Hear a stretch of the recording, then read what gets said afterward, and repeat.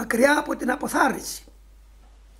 Εάν η αποθάρρυνση δεν πολεμηθεί, τη διαδέχεται η απογοήτευση.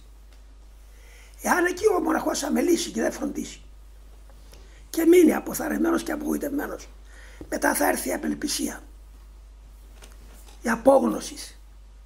Εάν και αυτή επικρατήσει, τότε αρχίζουν τα ψυχολογικά. Από εδώ είναι τα ψυχολογικά. Διότι με την απόγνωση εφθάρει ο πνευματικός κόσμος. Εφθάρει η λογική έννοια της προσωπικότητας του ανθρώπου. Και τότε πάμε στους ψυχολόγους να μας δώσουν χάπια για παρηγοριά. Η αιτία είναι τούτη. Γιατί αποθάρρυνσεις? Δεχόμεθα να μας κάνει το δικηγόρο ο διάβολος? Εφόσον ξέρουμε καλά ότι καν μία ημέρα στην ζωή μου, ούτε αυτή δεν μπορούμε να μείνουμε αλάθαστοι. Διότι μετά την πτώση έχουμε πάθει διαστροφή, πατέρες. Δεν έχουμε την ικανότητα να σταθούμε ακίνητοι.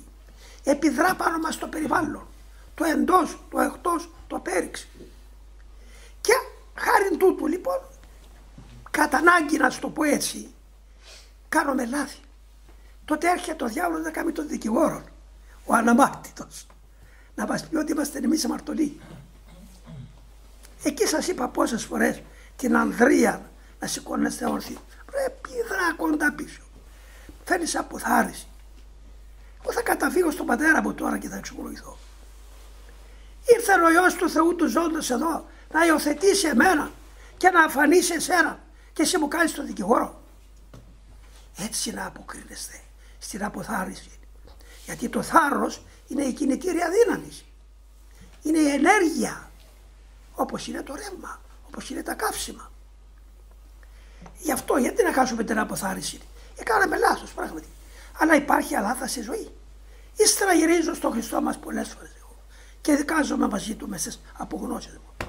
Και λέω, Πανάγαθε, τα εκατομμύρια των μετανοησάντων που όχι μόνο τους συγχώρησες, αλλά τους φόρεσες και το βραβείο του αγιασμού και είναι κύκλο από τον θρόνο σου, με την παλικαριά τους έγιναν. Δεν είναι με τη χάρη σου που έγιναν, Κύριε μου. Και εγώ είμαι ένας από αυτούς. Επιμένω, δεν θα πάψω να χτυπώ την πόρτα. Θα μου ανοίξεις. Εσύ είσαι η αλήθεια, είσαι η ζωή, είσαι η Ανάσταση. Έτσι θέλω να πολεμάτε, έτσι να μάχεστε. Έτσι είναι. Τα παραδείγματα. Δεν έχουμε παραδείγματα ότι άνθρωποι άσωτοι που έφτασαν στον πυθμένα της απολίας και γύρισαν πίσω και όχι μόνο ενίκησαν την αμαρτωλότητα, αλλά μπήκαν στον αγιασμό και ενώθηκαν μαζί με τους Αγίους και έγιναν ένα.